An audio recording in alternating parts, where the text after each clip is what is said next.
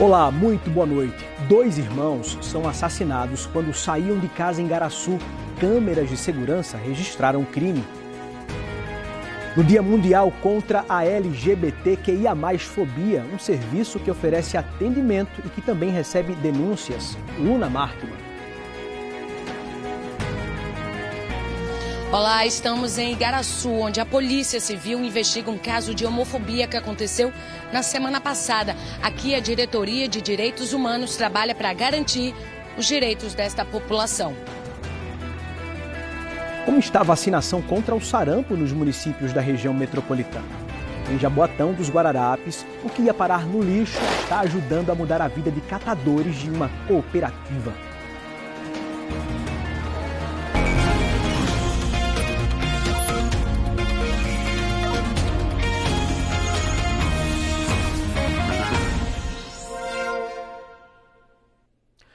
A Polícia Civil investiga um duplo homicídio na cidade de Igaraçu. 2 irmãos foram mortos a tiros quando saíam da casa da mãe.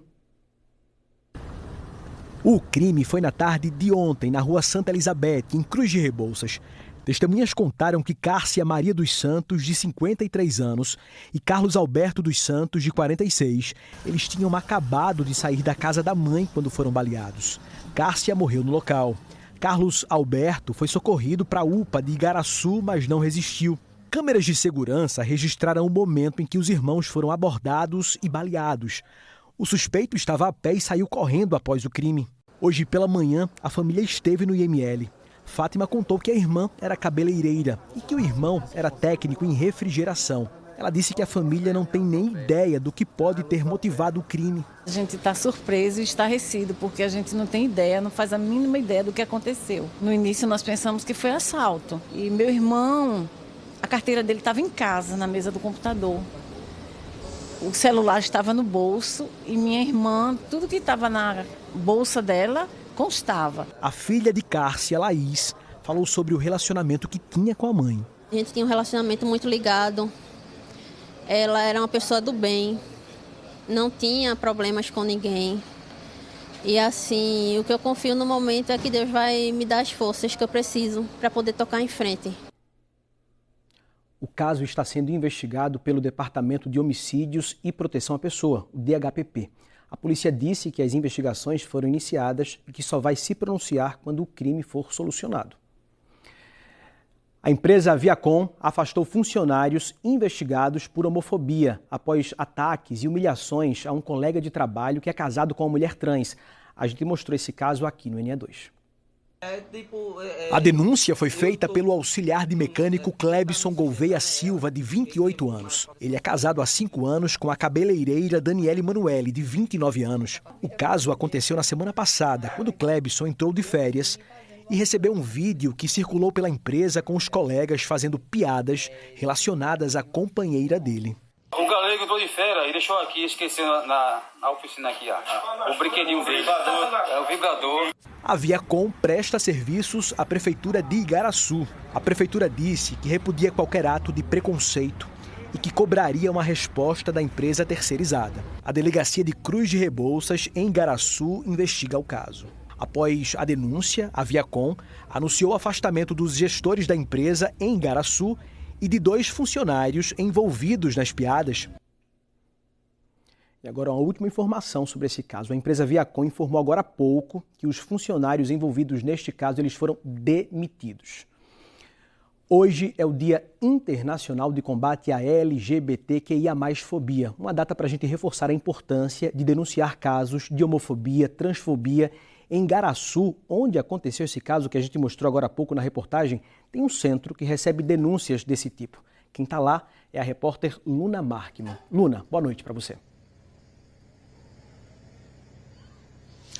Oi, Juliano, boa noite para você e a todos. Esse centro, na verdade, é uma coordenação que funciona dentro da Diretoria de Direitos Humanos da Prefeitura de Igaraçu. Inclusive, a Daniele, esposa do Clebson, já teve acesso a um serviço. Ela conquistou o nome social dela por meio dessa coordenação da Diretoria de Direitos Humanos. E que coordena esse trabalho é a Natasha Blazac, que está aqui com a gente.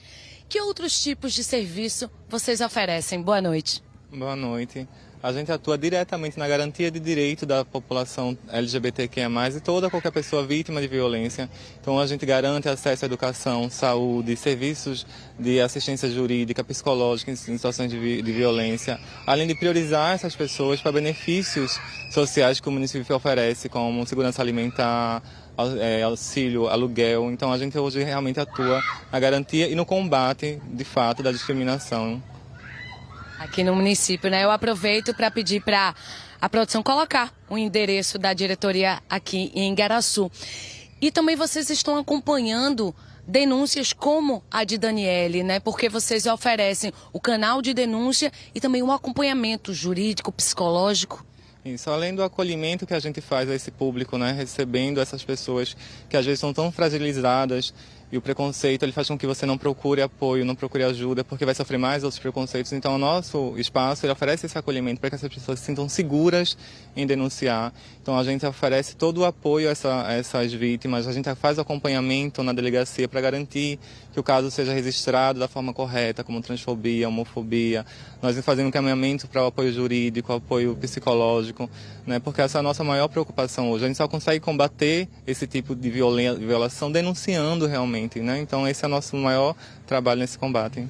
Enquanto você falava, Natasha, o telefone, o canal de denúncia aqui do município também está aí na tela. E de acordo com a Secretaria de Defesa Social, 16 pessoas LGBTQI a mais aqui no estado foram assassinadas entre janeiro e abril. Só que nenhuma nenhuma mulher trans. Um número que chama atenção, porque existe uma subnotificação. Com certeza. Quando a gente fala que nosso país é o país que mais mata mulheres trans e travestis no mundo, o maior problema de ter esses dados, esse número como você coloca, é a subnotificação. É porque a gente tem essa dificuldade para registrar os boletins de ocorrência, como um caso de transfobia, por exemplo. Como a gente pode dizer que não houve, se a gente teve em um único final de semana, em fevereiro, 3 mulheres trans, 3 travestis executadas em Pernambuco, sabe? Tantos outros casos que a gente teve. Então não tem como a gente dizer que não existe, é porque a gente tem uma dificuldade de fato de assumir um compromisso em combater essa situação. Perfeito. Natasha, muito obrigada. Parabéns pelo trabalho. Você disse que não está nem dormindo desde que esse caso aconteceu, para que a justiça seja feita. E também parabéns por ser a primeira mulher trans a ocupar este posto, coordenando a Diretoria de Direitos Humanos. E olha só, aqui na tela está aparecendo o QR Code que vai te levar a uma reportagem do G1, onde tem outros canais de denúncia espalhados pelo Estado. Juliano. Luna Marque, ao vivo com essas notícias sobre respeito, LGBTQIA+, tem mesmo que denunciar. A gente fala agora sobre outro crime. Um homem e uma mulher foram presos em flagrante por crime de estelionato. De acordo com a Polícia Civil, eles são suspeitos de aplicar golpes em pessoas que estavam tentando dar entrada em benefícios do INSS. A polícia acredita que 57 pessoas foram vítimas dessa dupla que oferecia um serviço, cobrava e não realizava. De acordo com a polícia, eles já estavam há 2 anos nessa prática em cidades de Pernambuco, São Paulo e Alagoas. O assessor dessa suposta advogada, ele era o responsável por cooptar clientes.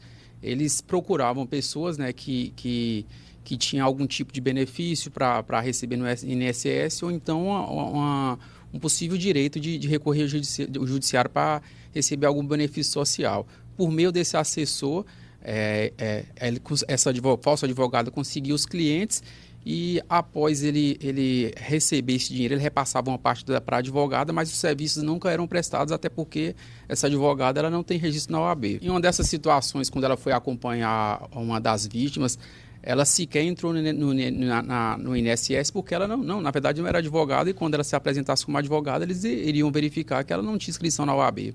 Com a dupla foi encontrado um caderno com as informações das vítimas e dinheiro. A polícia chegou até os dois por meio de uma denúncia de uma das vítimas.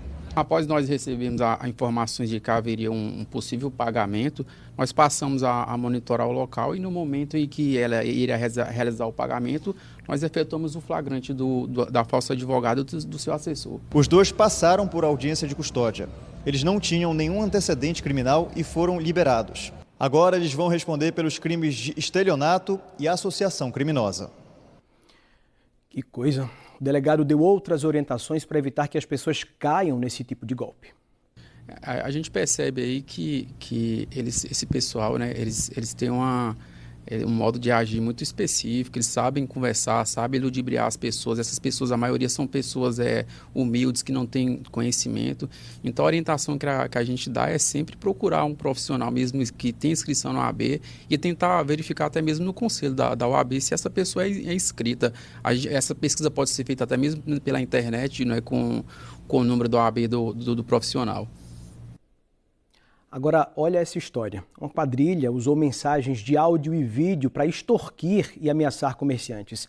Essa reportagem é do G1 Pernambuco. Você entra no G1 e tem toda a reportagem bem detalhada, tem também os vídeos que os bandidos usavam para fazer esse tipo de golpe, né? Inclusive as cidades onde os policiais estiveram. Itapissuma, Camaragibe, Abreu e Lima, Paudalho. Sabe quantas pessoas? De acordo com a polícia, várias pessoas foram presas. Está tudo no G1 nessa reportagem. Na última sexta-feira, nós mostramos nos nossos telejornais o sufoco de quem precisa passar pela BR-232. É que uma obra de triplicação que começou há 2 meses, com a promessa de facilitar o trânsito, tem tirado a paciência dos motoristas. Além da obra, são muitos buracos. O trânsito fica lento. E isso tem causado engarrafamento. Todo esse transtorno também tem prejudicado os comerciantes. Quem trabalha no Ceasa, por exemplo, está sofrendo com os atrasos nas entregas. A BR-232 também é o endereço do Hospital Pelópidas Silveira, que é referência em cardiologia e que atende mais de 40 mil pessoas por ano. Os pacientes enfrentam dificuldades para chegar ao local. O Globocop sobrevoou hoje de manhã o trecho em obras que fica no bairro do Curado, no Recife. 67 mil carros passam por lá todos os dias. E hoje a nossa equipe conversou com a secretária de Infraestrutura e Recursos Hídricos de Pernambuco, Fernanda Batista. Ela falou sobre os trabalhos que estão sendo realizados. É um trabalho que, na verdade, foram estudados cenários, como a gente garantir o cumprimento do cronograma ou antecipar a conclusão da obra. Então, os funcionários trabalharam 62 dias ininterruptos. Durante, por exemplo, a Semana Santa, os trabalhos foram desenvolvidos na Sexta-feira da Paixão, no sábado, no domingo. Esse formato de trabalhar, dando 4 ou 5 dias de folga, depois de 60 dias de forma contínua, aumentam a produtividade. Então, hoje, a gente está atuando em 5 frentes distintas. A gente já está trabalhando em 3 quilômetros dos 7, portanto, 43% da extensão da obra já recebe, né, trabalhos e estão em ritmos avançados, alguns deles já com 98% executado. Então, é um ritmo de ganho de produtividade. Isso foi tudo avaliado antes de começar a obra. E é um formato que, apesar dos transtornos iniciais, vai garantir que os benefícios sejam entregues de forma gradativa. A cada mês a gente vai realizar a entrega de um determinado trecho da obra. A gente hoje está com 120 funcionários diretamente, são 200 indiretos, mas que vão passar também por incrementos gradativos em cada etapa da obra. Então, entre julho e agosto, a gente deve estar com 240 profissionais, em média. Isso tudo foi planejado antes mesmo da contratação. Então, não tem trabalho noturno, entretanto as equipes trabalham de 7 da manhã até 7 da noite no mínimo, podendo chegar até 23 horas de acordo com a etapa que estejam desenvolvendo. A primeira etapa da obra deve ser entregue no final de junho. Nessa primeira etapa já tem, por exemplo, o ganho de uma faixa em cerca de 600 ou 700 metros dessa etapa que a gente está aqui. Lembrando que é um trecho de uma rodovia federal que não tinha soluções urbanas e que vai passar a ter 3 novas passarelas, né? Hoje temos 2, vamos passar a ter 5 passarelas.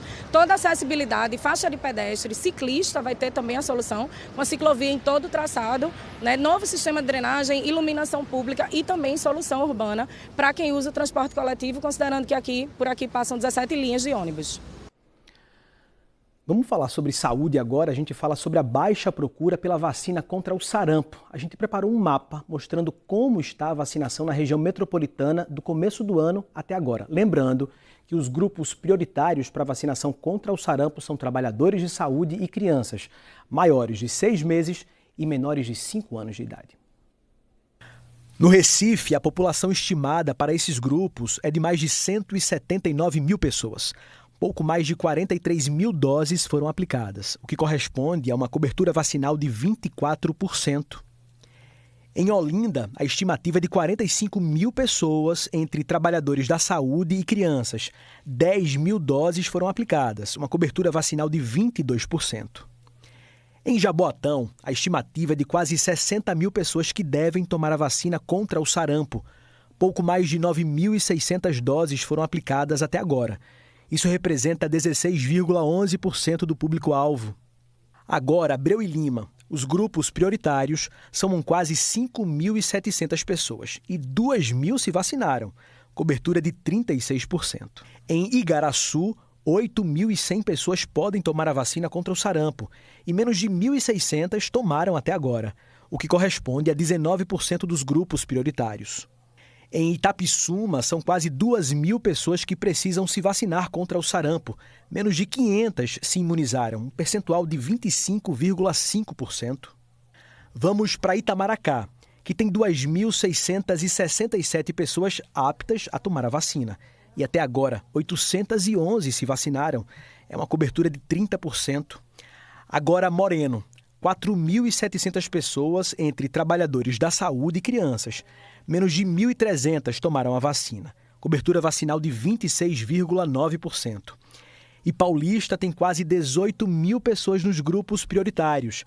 Até agora, pouco mais de 4.100 pessoas se vacinaram. 23% de cobertura. 5 municípios não enviaram números atualizados da vacinação contra o sarampo. São eles Camaragibe, São Lourenço da Mata, Cabo de Santo Agostinho, Ipojuca e Araçoiaba. A gente segue no assunto. Jaboatão é o município da região metropolitana que está com a cobertura vacinal contra o sarampo mais baixa. Quem está lá é a repórter Mônica Silveira. Mônica, boa noite para você. A Prefeitura de Jaboatão tem feito alguma ação para incentivar que as pessoas tomem a vacina? Oi, boa noite, Juliano, para você e para todo mundo. É o seguinte, aqui em Jaboatão, a decisão é tentar chegar até as crianças da melhor maneira possível. E aqui a Secretaria de Saúde está entendendo que a melhor maneira de conseguir proteger essas crianças é chegar até as creches onde elas estão. Quem está me contando essa história é uma pessoa que é secretária de saúde aqui do município. Secretária, boa noite. Boa noite a todos. Como é isso, secretária? O que falta para chegar até essas creches, proteger essas crianças que os responsáveis não estão protegendo até agora? Considerando que para os trabalhadores de saúde estão disponíveis as vacinas nas 105 salas, nas várias unidades de saúde, a prioridade da Prefeitura de Jaboatão é exatamente ir aonde a criança está, chegar mais perto. Então, além da van da vacina percorrendo os bairros, ainda tem a estratégia de creches que estão sendo articuladas com a Secretaria de Educação do município. Então, a ideia é vacinar crianças de 6 meses a menores de 5 anos, em loco, nas suas creches, de forma mais confortável. Sabe outra coisa que chama muita atenção? A gente sabe também que um dos públicos alvo dessa história toda, desse momento da vacinação contra o sarampo, são justamente os profissionais de saúde, né? Justo eles, que têm um papel tão importante, eles precisam também ser referência no momento desse. E eles não estão atendendo aqui, não estão correspondendo em Jaboatão. Exatamente. Além de alguns trabalhadores de saúde já terem as doses adicionais do sarampo, mas é importante lembrar que esta campanha de sarampo deste ano é dose adicional, é dose extra. E as doses da vacina de sarampo estão disponíveis em 105 salas nas diferentes unidades de saúde de todo o território do município de Jaboatão. Secretária, vamos tentar entender de novo o que pode estar acontecendo, que as pessoas dessa vez parece que deram uma relaxada enorme. Exatamente, Mônica. O que a gente percebe é que nos últimos 2 anos nós tivemos uma queda nas coberturas vacinais. É importante lembrar que sarampo é uma doença grave que mata, em especial crianças menores de 1 ano. Então é importante a gente se ligar na importância da campanha. Tá, então vamos recapitular antes da gente concluir? Crianças. A Prefeitura está tendo uma busca, vai procurar as crianças, mas ok. Aí o pai, a mãe, o responsável viu agora e disse assim, não, eu vou cuidar. Para onde é que ele vai? Qualquer uma das nossas 105 salas de vacina distribuídas em todo o território, inclusive a sala do Hospital da Aeronáutica e da Galeria Garden, e também na van da vacina, que transita em todos os bairros. Além disso, a gente está articulando com a Secretaria de Educação a cobertura nas creches. Ok, bom, e os profissionais de saúde, aí a vacina já está onde eles estão. Exatamente. Não tem desculpa, né? Obrigada, secretária. Bom trabalho para todos. E agora a gente vai voltar ao estúdio com você, Juliano. É isso, Mônica. Não tem desculpa. Tem vacina e tem que vacinar. A gente segue. A Secretaria de Saúde de Pernambuco informou que hoje mais 2 casos de hepatite aguda grave estão sendo investigados aqui no estado. Uma menina de 9 anos que mora em Casinhas, no Agreste, e que foi atendida no Hospital Oswaldo Cruz, no Recife. Ela foi internada na última sexta-feira com pele amarelada, náusea e cansaço. O outro caso também é de uma menina de 11 anos de idade que mora em Camaragibe. É o primeiro caso suspeito na região metropolitana. Ela está internada no IMIP desde sábado. Até agora, 4 casos estão sendo investigados aqui no estado. Um caso foi descartado ontem. Depois do intervalo, no Dia Mundial da Reciclagem, histórias de 2 catadores. Um transforma lixo em arte e o outro recicla eletrônicos. O NE2 volta em instantes.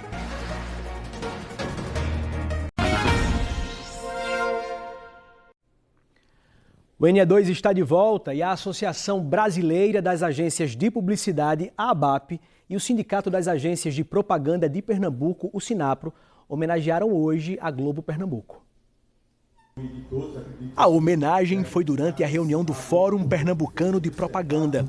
O evento faz parte das comemorações dos 50 anos da Globo Pernambuco.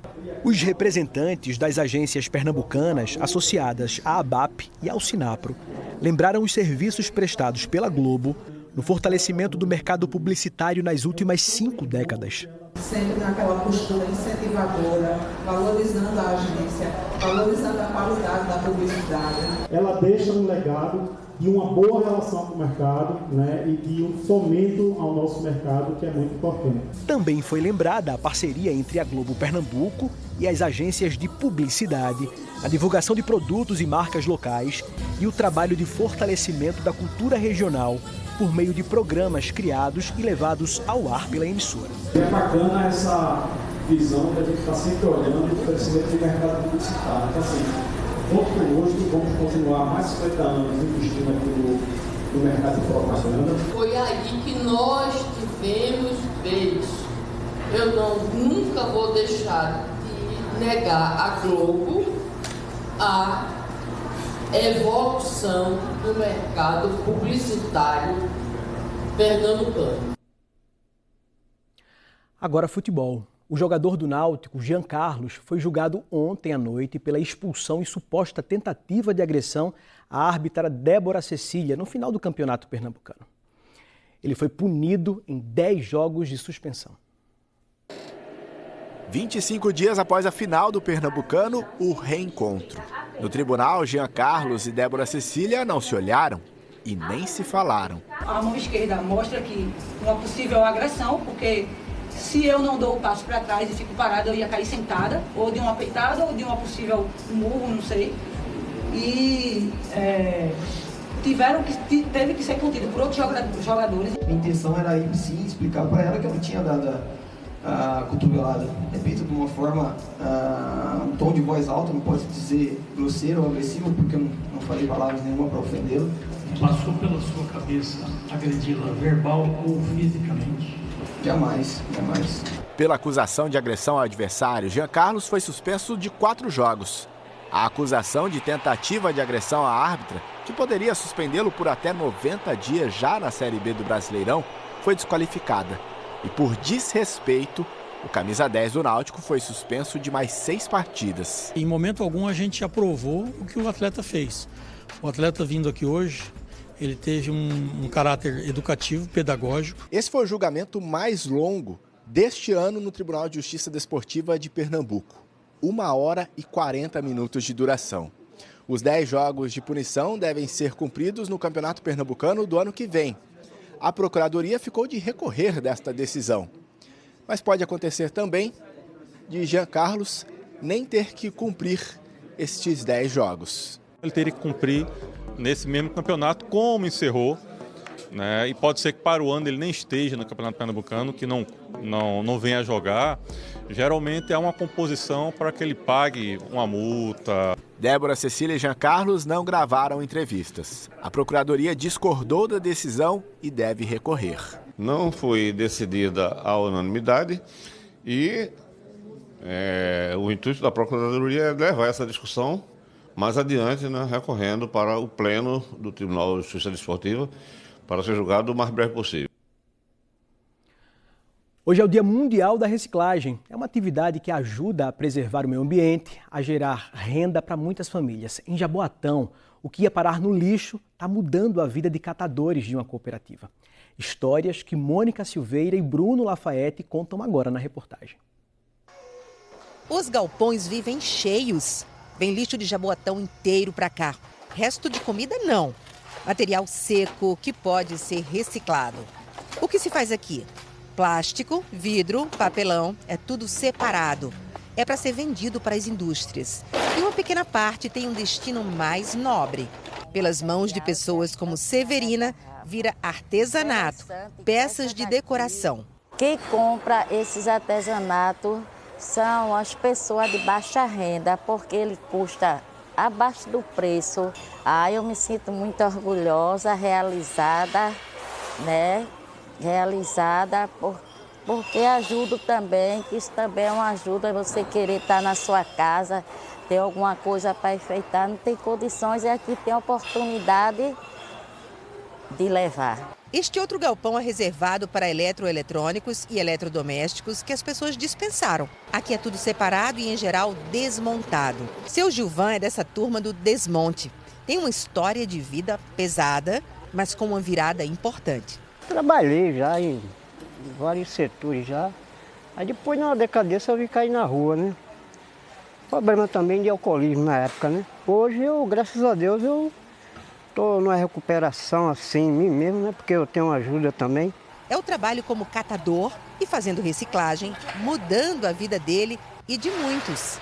O pessoal passa um pente fino no material e deixa à parte o que pode continuar sendo útil. Paulo aprendeu com o pai a gostar de eletrônicos e a dar jeito no que parece não ter mais futuro. O desafio agora é o micro-ondas. Ele gosta disso. É um prazer inexplicável, né? Porque para o que para muitos não tem serventia, para a gente aqui tem muita serventia. E o prazer torna-se muito maior, claro, quando o trabalho rende dinheiro. Quando o que era lixo é transformado novamente num eletrodoméstico, num eletroeletrônico. Aí o material vem aqui para, digamos, essa vitrine para ficar à venda. Que tal, por exemplo, uma chapinha de cabelo reciclada por R$30? Tem DVD por R$40, roteador de sinal de internet por R$40 a R$60, ferro de passar, liquidificador por R$40 também. E o cliente se interessando, eles testam na hora. A TV foi Paulo que recuperou. Está saindo por R$400. Prazer imenso, satisfação. E a satisfação maior é quando o cliente volta querendo mais. Falou em cliente? Olha Flávio aí, é freguês antigo. Dessa vez veio atrás de uma fonte para notebook. Primeiramente por causa do preço, que é mais barato, e segundamente porque algumas peças mais antigas você tem certa dificuldade de encontrar no mercado, então você acaba tendo que encomendar. Aí acontece que esses lugares aqui, como o pessoal joga muita coisa fora, né, e o pessoal daqui recicla, acaba tendo muitas peças antigas que você não consegue ter acesso. Tudo é feito em sistema de cooperativa. Todo mundo colabora e todo mundo recebe, no final, o dinheiro arrecadado. A turma aqui diz que esse ciclo de reaproveitamento dá não só dinheiro, mas também alegria. Grandes histórias, histórias inspiradoras. Nós ficamos por aqui. Para você, uma boa noite e até amanhã.